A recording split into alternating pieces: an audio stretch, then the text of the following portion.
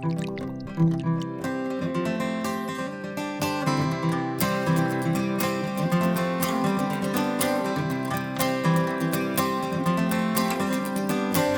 to whiskey kisses, the peaty taste of sin. An Edinburgh morning with the smell of brewing on the wind. Here's to lighting bonfires. Greetings, whiskey folk, and welcome back to Drinking Out Loud. This is part 2 of our 2-part little Islay tasting, because we have a very special guest, of course, James Neal. If you haven't seen part 1 with Bowmore, probably go back and watch that one first, because we'll probably be referencing it, because it just happened at the time of recording, so we might not be able to remember which conversation we've just had. But welcome back. It's been all of 5 minutes since we last had you in the studio, so this is good. Yeah, no, it's great to be back, and as I said last, I'm just so happy to be back on the road and getting to hang out with you face to face.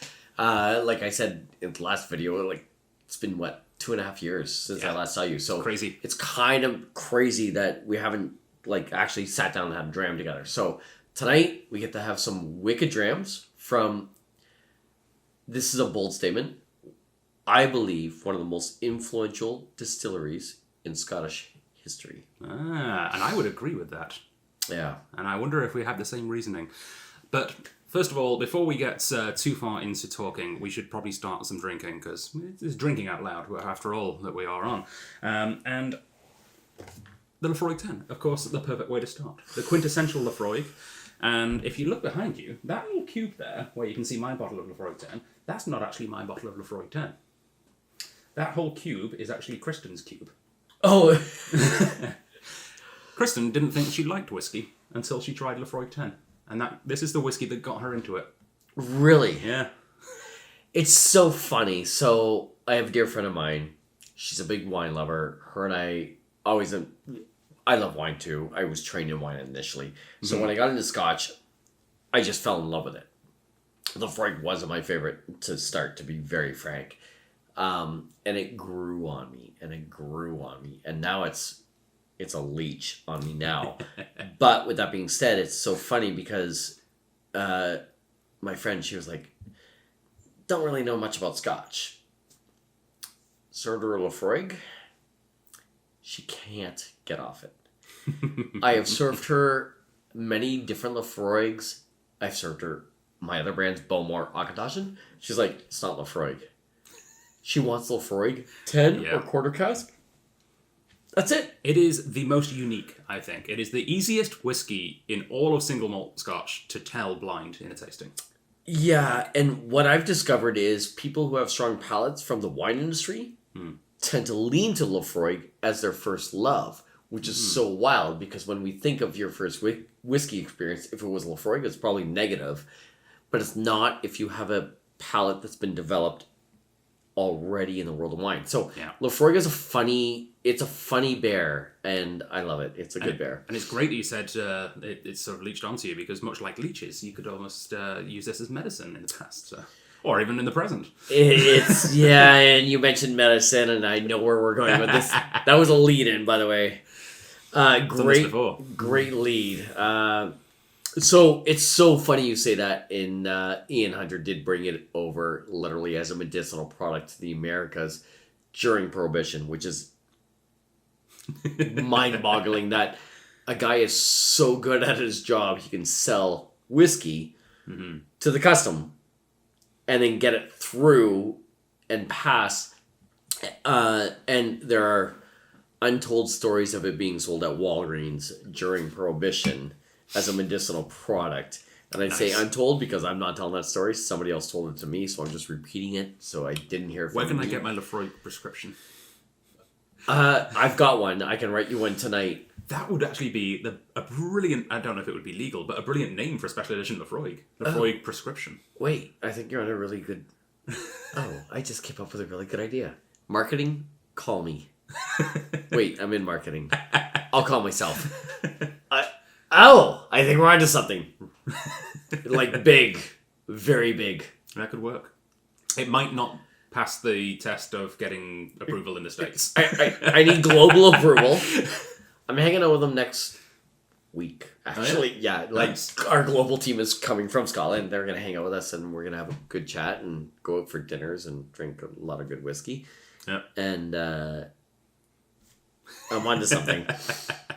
All right, well, Laphroaig 10, it is a personal favourite of mine, although I have to admit, not the Laphroaig that is my go-to. No. Quarter cask. I'm a quarter cask guy. Do you know the difference between 10-year-old and quarter cask? Cask and age statement? That's a loaded question, obviously. He does. He's a very smart man. ABV as well. ABV is a big part. So, how big do you think a quarter cask is? Well, that is a good point, because I am European, so I know. Oh, son of a gun. So... And it's not the size of a quarter cask that craft distilleries here think is a quarter cask. So if you're a fan of the world of whiskey and you know like this whole concept, a bourbon cask is about how big? 220? 220 liters. I'm thinking bottles, so yeah, about 200 liters. Yeah. It's about 220 liters. So with that being said, when I say what size is a quarter cask, everyone's like 50 liters. I was like, no, you failed. 180. Isn't it? Somewhere around there? Oh, okay. So here we go. This is a good conversation. Because I always thought it was a quarter of a butt. It is. Yeah. Well, butt's 500. Oh, so I'm still thinking... Liters. I'm still thinking bottles. Because I'm so used to... liters. Yeah, I'm thinking of butts usually around like 600 to 700 bottles. Yeah, so you're spot on. So a butt is 500 liters. So in the 1902... You couldn't throw a 500-liter cask on the back of your donkey to take your whiskey to market. So what you did... the donkey would not walk that far. Exactly. So you would break it down to a quarter cask. So they made quarter casks to transport whiskey back in the day. And the quarter cask in Laphroaig, we started experimenting in the 80s and kind of understanding the aging process of it. And smaller barrel, more wood contact, surface ratio... really, really works well with our whiskey. So it's a very cool story about the quarter. I love the quarter cask story. Totally. And I think it's always meant to be brought up because we were like, what do we do? It's my favorite whiskey geek thing as well. The amount of times it comes up on the internet and you can do the whole... actually... 100%. You're going to look like a genius when you take this knowledge home. But the quarter cask is really cool. Another really cool thing about Laphroaig... there's so many cool things about Laphroaig, and I already said that it's one of the most influential brands in Scotch history, and I believe in that in a lot of ways. Some of the basic things that we do, we've got this little, like, beautiful 3 hearts wrapped in straw above it. It's called a royal warrant. It's not a royal seal. A royal seal is given you, a royal seal is like a, good job. You did well today, Adam. Thank you. A royal warrant... Adam, you have to do great every day. This is actually literally managed every year. So we have to qualify for a couple of things. Giving back to community and the environment. Laphroaig is still the only distillery in the world today that hand cuts all of our own peat. Oh, wow. And it's a really, really cool thing that we do. We do that. We aren't machining our peat. And these are the things that really make Laphroaig stand out. If you watch the last episode, I said 130 distilleries in the world, or in Scotland, pardon me, and then we have under 10 that have their own malting floors. Laphroaig is one of those distilleries. Mm-hmm. We really... And I've seen a photo, and maybe I'll put it up right now, actually, so you guys can see it too, of the person who gave you that, using the kiln. Yes! Yeah. Very special gentleman.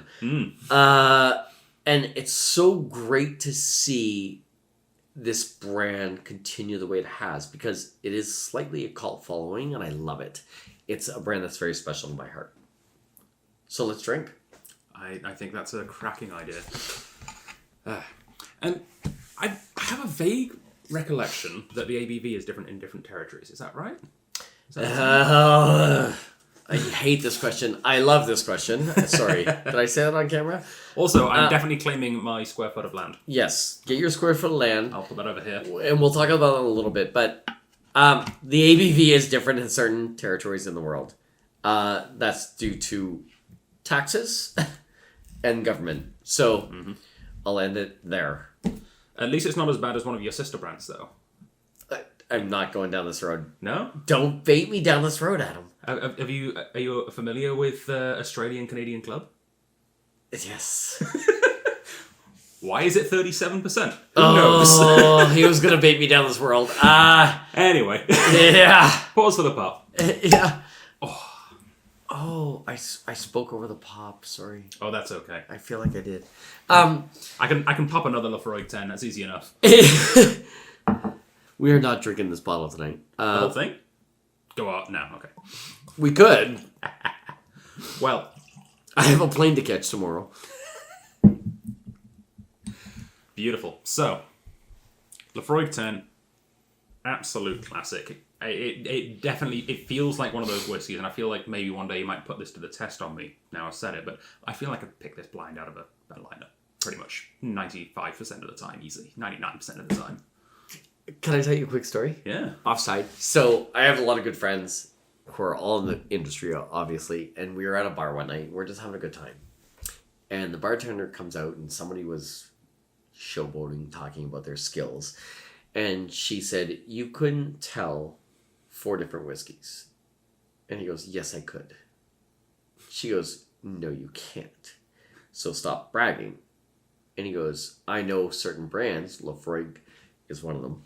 Mm-hmm. He's a diehard fan.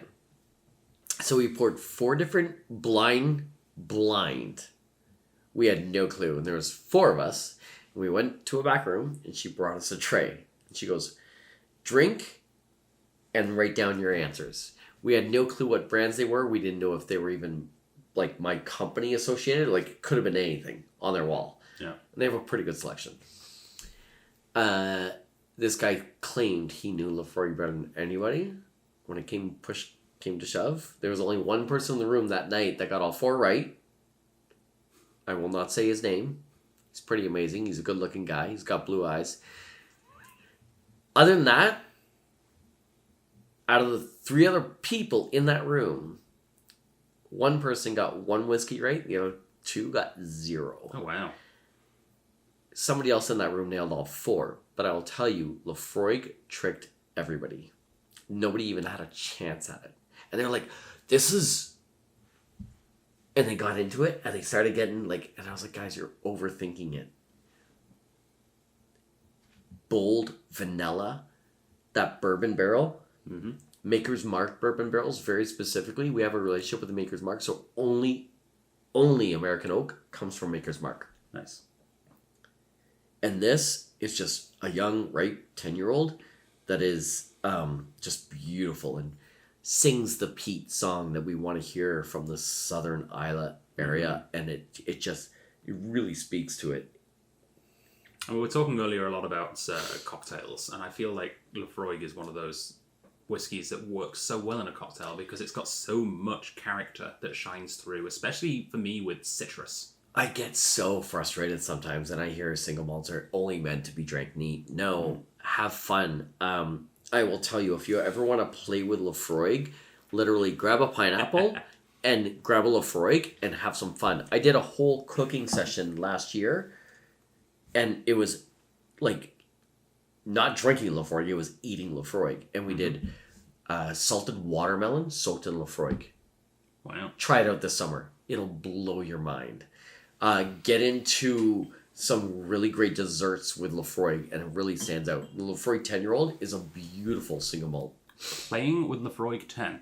I'm glad you brought it up. Oh, those glasses are so cool. I love these glasses, by the way. I like playing with Laphroaig 10 too. Yeah. Uh-oh. I don't know what I'm in for right now, so he's got something up his sleeve that I'm not ready for right now, and I don't know if I'm... Oh, Jesus. It just so happens that I've been playing with Laphroaig 10 quite recently. What? I got given this little mini cask for Christmas as part of a Secret Santa I did with a private whiskey club I'm part of. And it's one of those things I've never really thought to do it myself, because I was like, it seems a little risky, but a bit weird, like how good can a whiskey from a tiny cask be?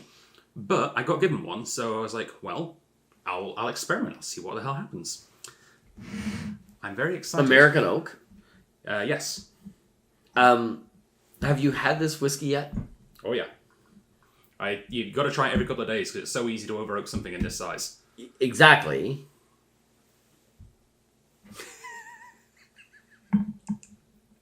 What else is in this whiskey? This is not Laphroaig. It's Laphroaig, but it's not. So, you tell me. What in the world is going on?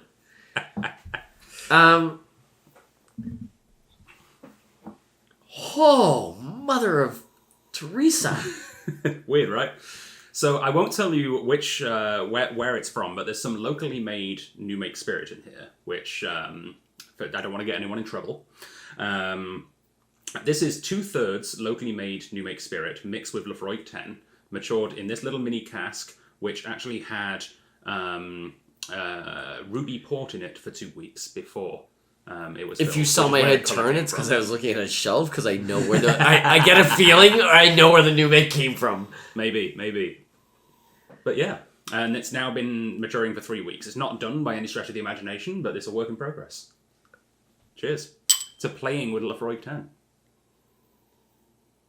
Oh wow, this is why you wanted to go down that cocktail conversation. I wasn't even expecting this. This is like you threw me off here. This is great. Right? Yeah. And it's funny. It's so red from that port cask. The port was only in there for 2 weeks, but it was almost impossible to fully, completely empty the cask. So there's What? definitely a little bit of port in there. 2 weeks. Yeah, the port was in there for 2 weeks, and then the whiskey's been in there for That's over hot. 3 weeks. That's got spice. Oh yeah. What's that? What's that new make ABV? Holy. About 70, probably. Yeah, I can feel that. Have you tested the ABV on this? No. Am I gonna go blind tonight? I don't have the equipment, but I've ordered some from Amazon. Holy mother. Yeah. Great. Yeah, it's surprisingly good, right? Whew. But Laphroaig 10 is such an interesting flavour. It goes so well, and it goes so far. You elevated this at a different level. It's very unique. Thank you. In a positive way, too. I was not... So when I see this, I see sweetness. I drink this... There is no sweetness in here. There actually is. I shouldn't say that. There is on the back end of the palate. Yeah. Like now, I get that sweetness factor, but... After the videotape's finished, I'll give you a sample of just the straight new make, so you can see how far it's quite how far it's come. It's quite the difference. Yeah.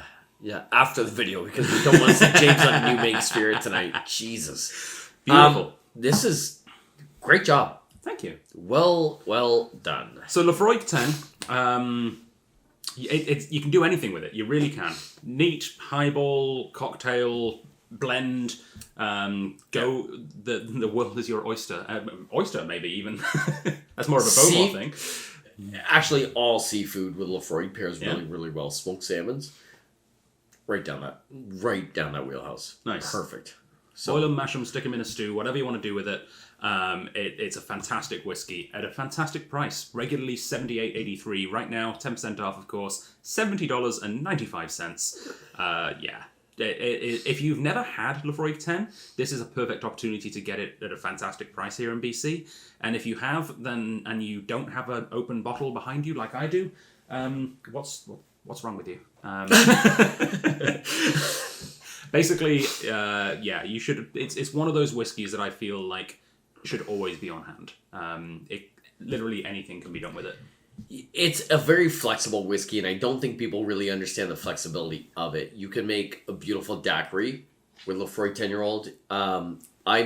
I call them pita coladas, and I do a coconut cream, and I literally make a pita colada, but with Laphroaig, and it's a game changer. You'll win everybody over, whether you're a whiskey fan or not. Everyone who has that cocktail loves that cocktail.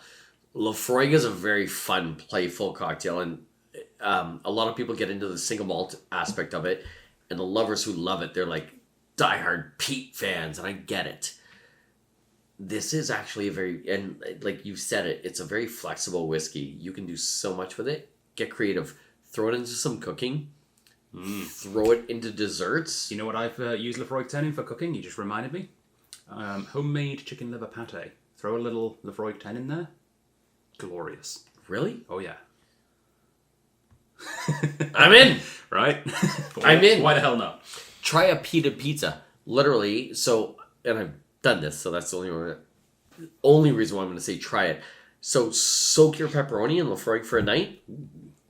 Get up the next day, bake your pizza, throw your pepperoni on it. It's crazy. It's so good. Add some like Hawaiian tropical notes to it, like some pineapple, some hot like spicy pepper to it. Oh, I kind of want to do the same with one of my favorite things on a pizza. I've only had it on a pizza once: smoked olives, which I absolutely love. Smoked olives. Yeah. Oh yeah. Is that a thing? It is, and it's amazing. Is this a Victoria thing?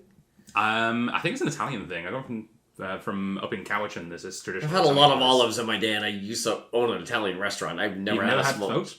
Smoked olives? Smoked olives, yeah. There's an Italian guy in Cowichan, right by Drum Roasted Coffee. Is he really short?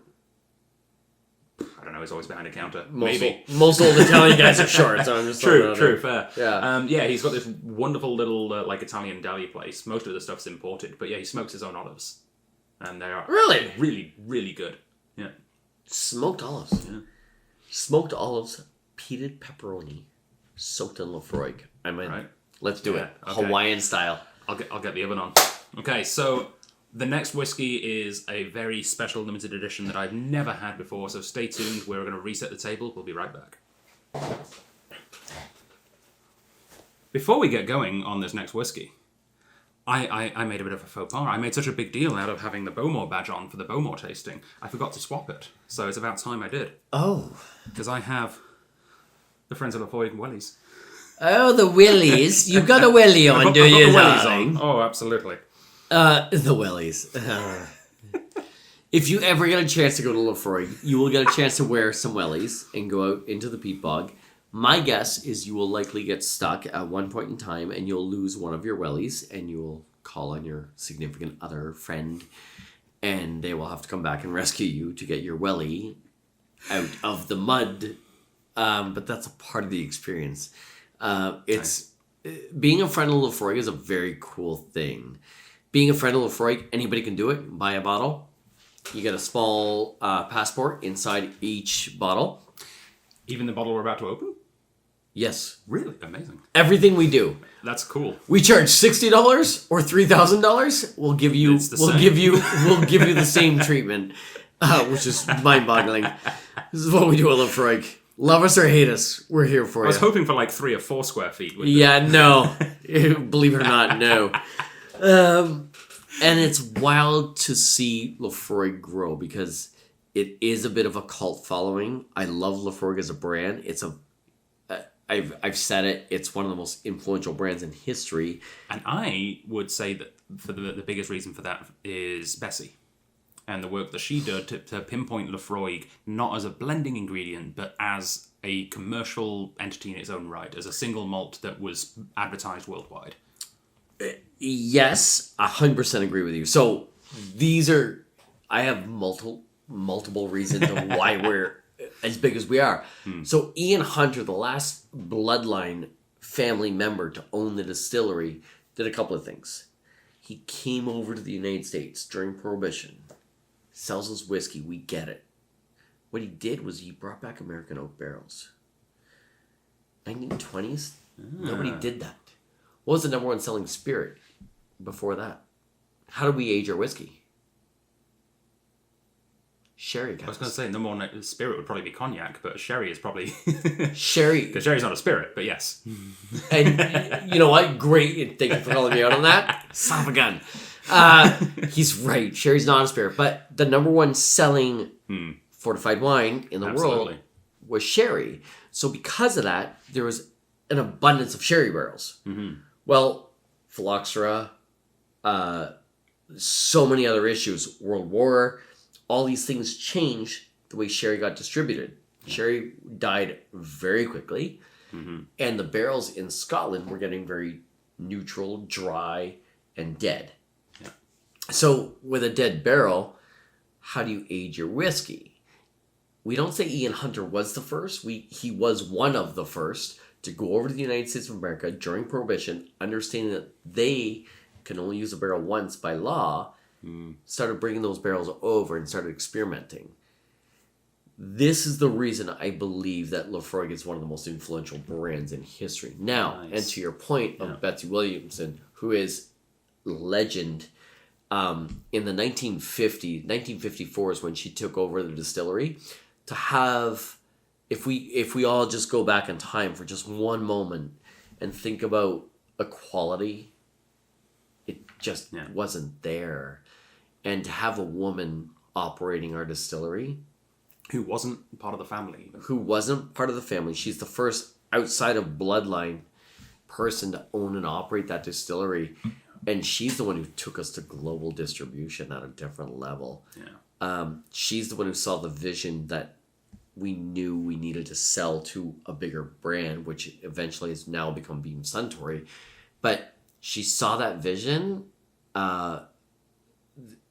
literally paved the way for so many people in the Scotch industry. So many women could grow because of her. So we've grown the brand because 95% of the Scotch you probably taste has been aged in an American oak barrel. Yeah, absolutely. Which Ian Hunter is one of the most influential people in that category.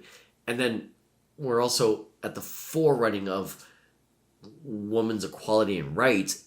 And it's awesome. I love everything that we've done about the brand. And we still hold true to so many of those traditions today.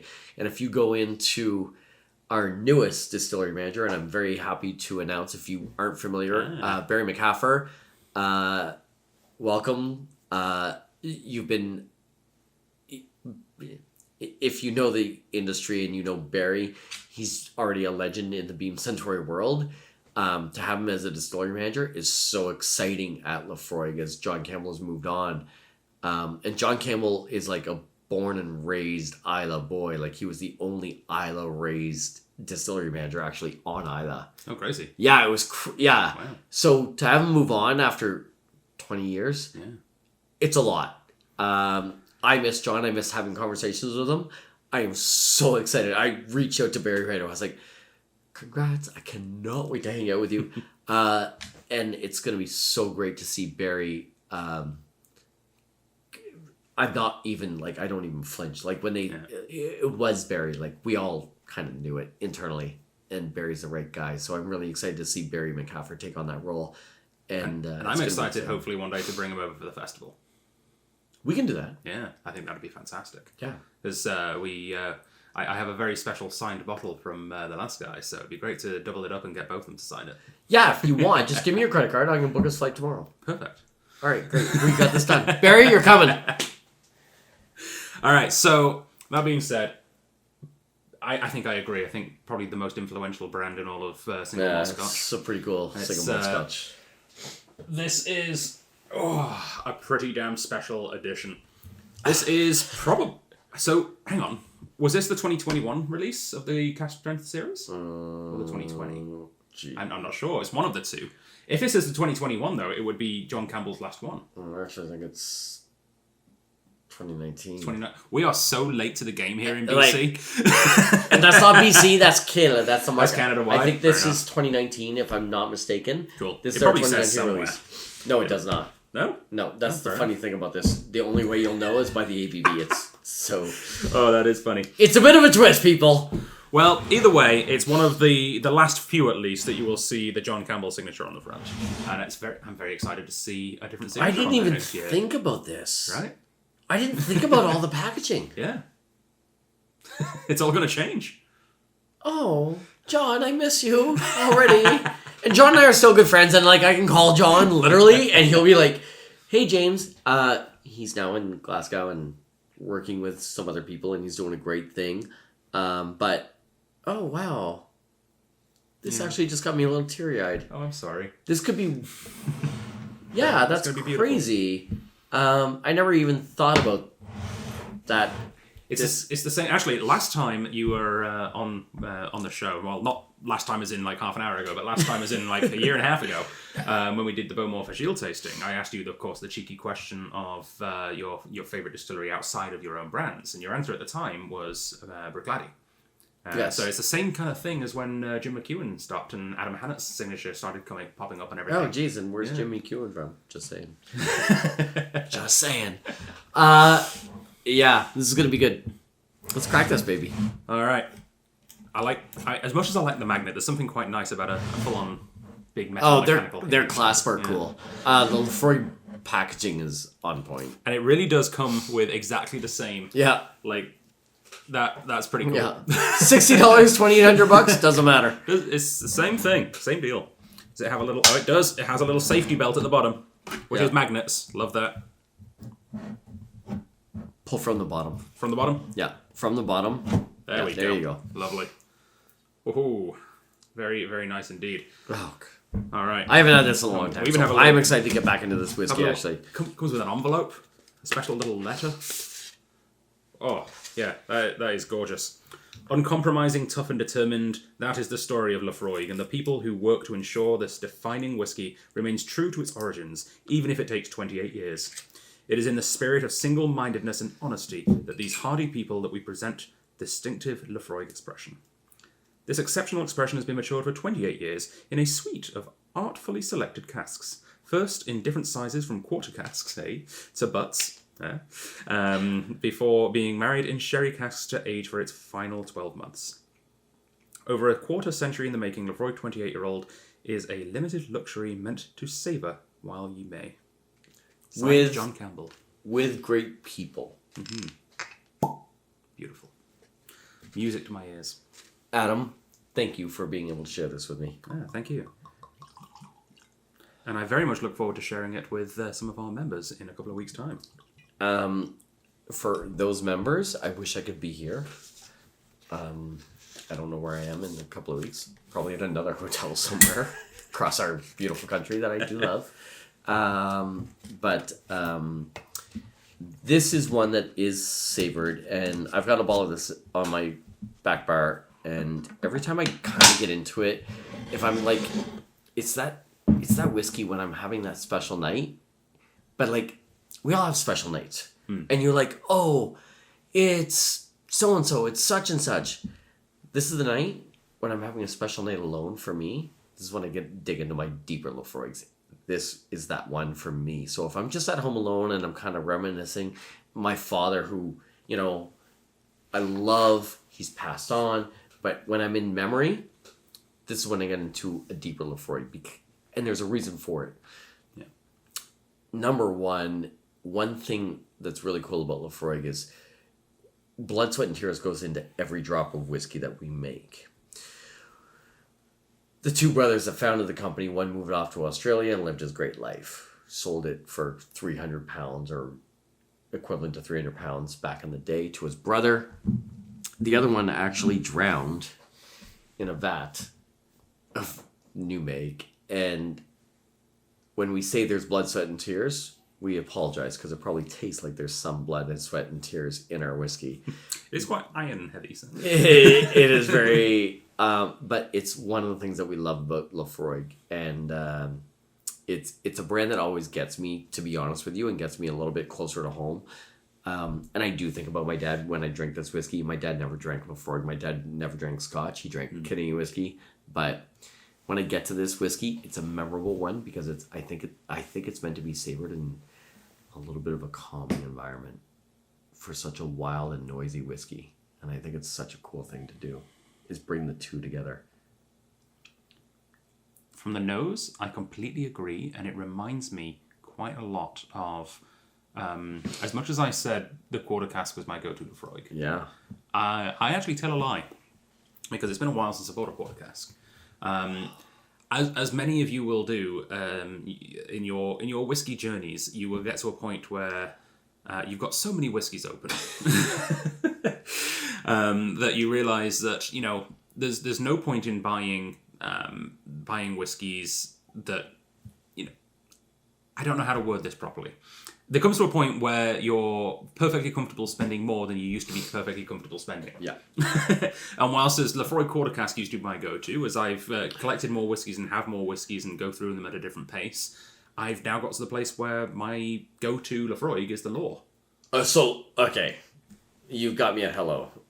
Lore is, I think, without a doubt, one of the best whiskeys that we have going, and it's won numerous awards as the best non-age statement whiskey in the world, and it does very, very well.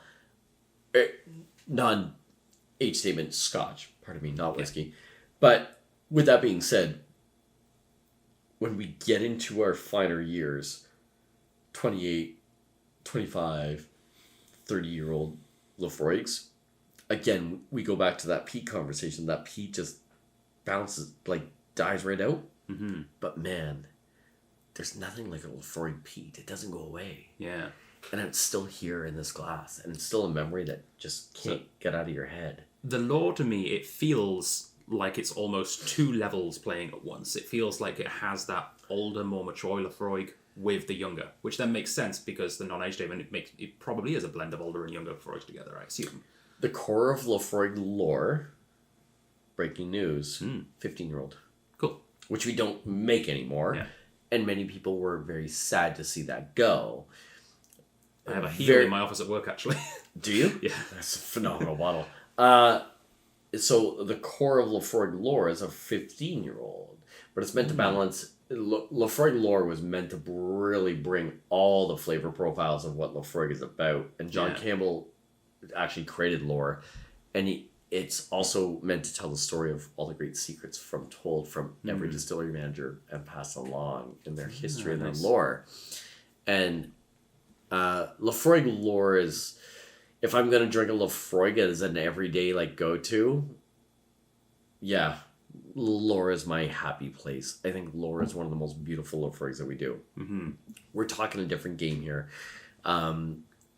If I could, I think I've come up with an interesting little analogy for it. I like this. The way that my mind is dissecting this information right now. The Laphroaig lore, it's an epic tale. It pulls from lots of different subjects. It feels like, the book The Hobbit. Yes. And when they made it into a film, like it or not, they went so much bigger and deeper and more epic and more grandiose. This feels like one of the chapters of lore that has been given more attention to it. It feels like... I like that. I like this analogy. It's one of the stories, but instead of just being a chapter of a book, it's a whole book in itself. Yeah, and, for all those comic book fans and... I don't want to say nerds, but nerds out there who are into the... who are into the world... I love my Marvel series, by the way. But it's almost like that... Like, this isn't X-Men. This is the story of Wolverine. It's the origin story of a whiskey. Yes. And this is what's cool about it. But it's a 28-year-old origin story. And this whiskey just stands out on its own. The coloration of this whiskey and the bottling... Look at how gold that is. It's not dark. Yeah. So when we were drinking the Bowmore, it was like that deep, rich darkness color, and you can see that sherry cask just pumping through. This has totally got more yellow hues. This is all about that bourbon. If you hold it to the light, it's got this beautiful, rich golden yellow. It is, It's like Mexican sunshine.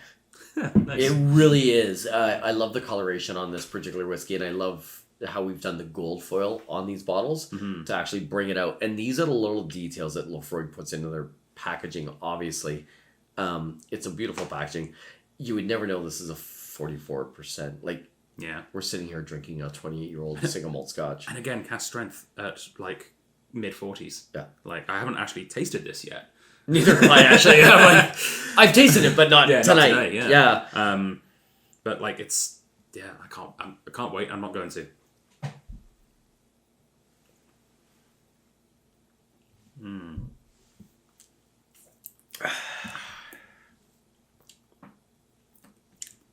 So 1643 is retail.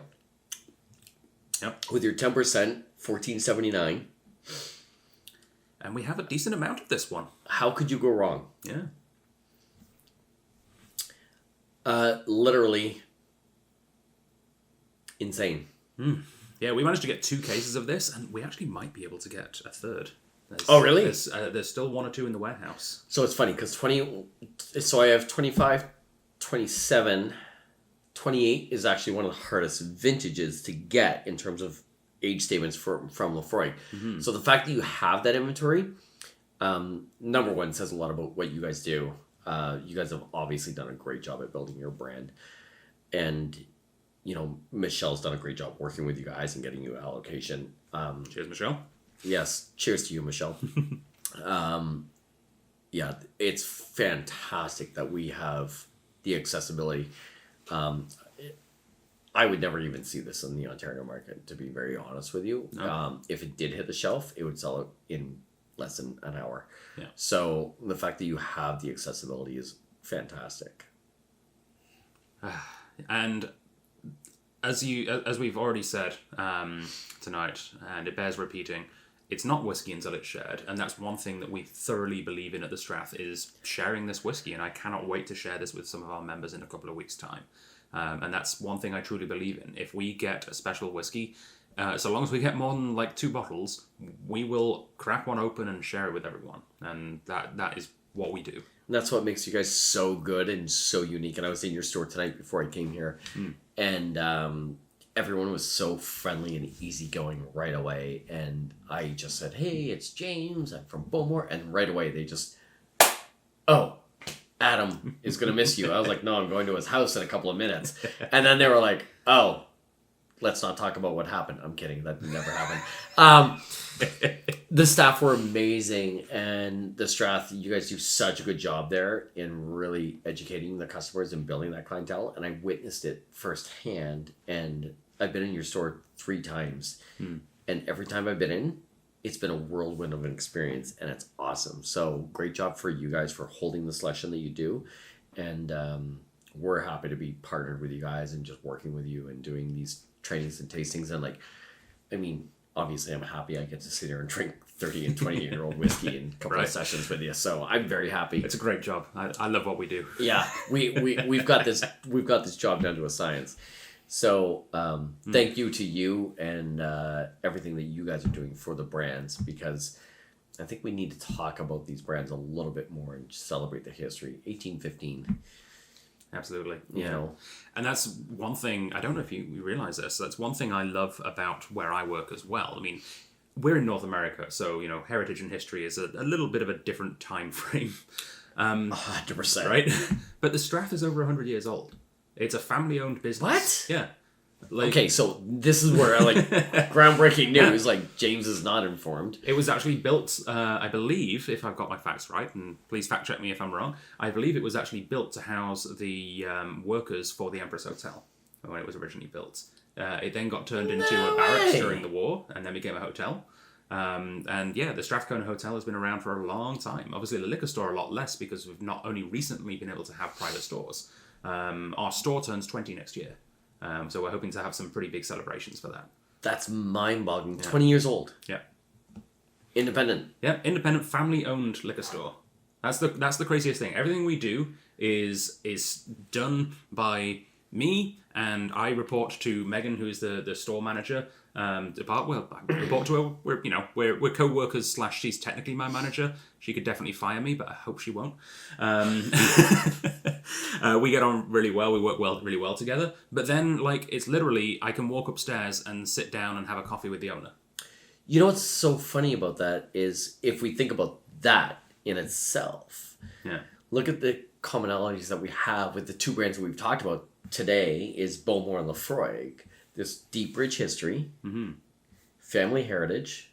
We've never gotten away from that in either of our brands. And even though people are like, you're a part of Beam Suntory, you're a part of this big global, all of our brands have stayed very independent in how we produce our product. Laphroaig is the only distillery in the world to hand cut our own peat. Yeah. So we still hand cut all of our own peat. It's a phenomenal thing. Does it cost extra money and labor? Yes. Does it produce the best quality whiskey? We believe so. And then we have our own malting floor, and we go through all these different processes.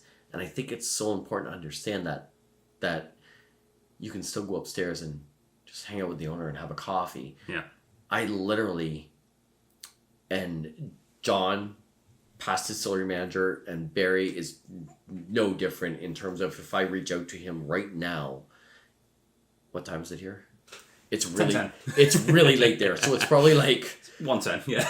Yeah, it's bad. So if I called him, he would not be happy, but he would answer. And there's something about that I really do appreciate about family-owned heritage history.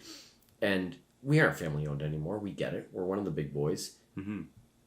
I also get it because we kept all that heritage, and that's what's true. Yeah. So I give you guys a lot of kudos, and I'm so proud that, we can partner with you guys and work in that.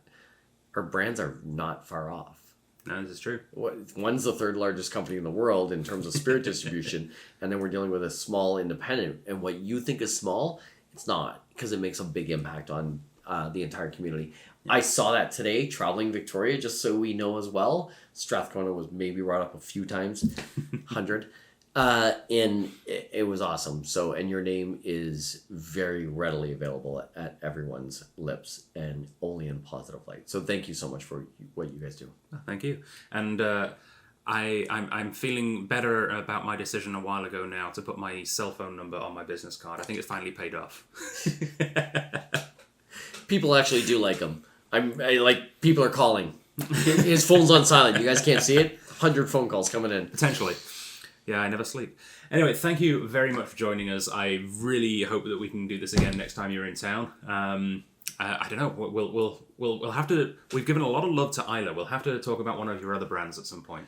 I've got a couple of other brands. I always love going down the Auchadashan Road, but Glengarry is always a passion project of mine. So one thing that I absolutely love the Renaissance series.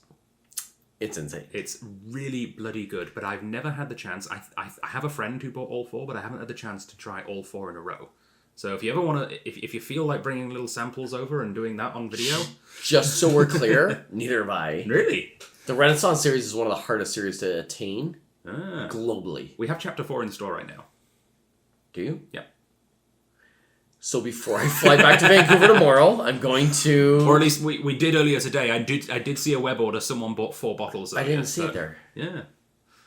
Son of a gun. If I did, I would have bought it on site. I love that. The Renaissance series is really cool. Glengarry also just went through a massive renovation. And 130 distilleries. Talked a couple of times throughout the last 2 shows. 10 have their own malting... Under 10 have their own malting floors. Glengarry just built their own malting floor. Oh, and we cool, went through a full reno, and we really want full control back in the Glengarry world. Glengarry is a beautiful Highlands single malt that really stands out for their bold barley flavors. And if you don't know, you know now, all Glengarry comes out at 48% ABV. Yep. Unless it's a special barrel strength, cask strength, it's 48%. There is something rich and creamy that I love about Glengarry that I cannot find in another single malt. So the Glengarry 12 is probably crazy. Probably the best value for money whiskey for probably any whiskey in the store. To be honest, I would back that down for like anybody who's into the world of whiskey and like really gets into their single malts. Glengarry is punching way below its weight. Yeah, it's at a different level. It's less expensive and 2 years older than the whiskey that shall not be named that is the best-selling whiskey in Scotland. Similar style, and I recommend it over it every time. I'll just say, I will say I concur. It's the best statement to say. I may or may not know what whiskey you're talking about. So do all of you, which is even funnier. No, absolutely. So, we can come back and we can do a lowland, we can do a highland. Sounds good. We can do an Irish session. Ooh, yeah. You do Irish? Kilbeggan and Tyrconnell, baby. Ooh, excellent. Kilbeggan just came out with Kilbeggan Black, a peated Kilbeggan. Not quite to the extent of the single malt of Connemara, which is also a favorite. I also would like to kudos to the Kilbeggan Rye, because that is bloody fantastic. Incredible, and I had it blind in a showdown with the Arbiki Scottish Rye, which is, I think, 6 times the price, and it blew it out of the water. If you want to try a cool Irish rye, by the way, the only Irish rye. The only Irish rye. Nobody else makes rye in Ireland, which is mind-boggling, actually. And that's a 30% content rye. The Irish ryes are smiling. Oh, that was bad. With that being said, whiskey's in. Sláinte. Good night, guys. Cheers, guys. Find your way home. Go